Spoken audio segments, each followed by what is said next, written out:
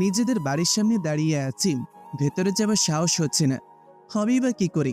কত বছর পর বাড়ির সামনে আসলাম। আজ থেকে প্রায় 12 বছর আগে এই বাড়ি থেকে পালিয়ে গিয়েছিলাম শুধুমাত্র অবহেলার কারণেই। আজ আবার ফিরে এসেছি। ফিরে আসার দুইটা কারণ: প্রথমত আমার দাদি অসুস্থ তাই, আর দ্বিতীয়ত সেটা না হয় রহস্যই থাক, বাড়ির ভেতরে গিয়েই না হয় পরিচয়টা দেই। আমার বাবারা দুই ভাই, বড় চাচার এক ছেলে এক মেয়ে। আমরা দুই ভাই, আমি আর ইমন। আমাদের কোনো বোন নেই। বাবা বড় বিজনেসম্যান। ছোট থাকতে কখনো বাবার সঙ্গ পাইনি। মাও নিজের সময় কাটানোর জন্য স্কুল শিক্ষক এর পেশায় নিযুক্ত হন। বাড়িতে আমি আর দাদি আর বড় ভাইয়া ইমন থাকতাম, আর কাজের লোক। চাচা চাচিরা বিদেশে থাকে।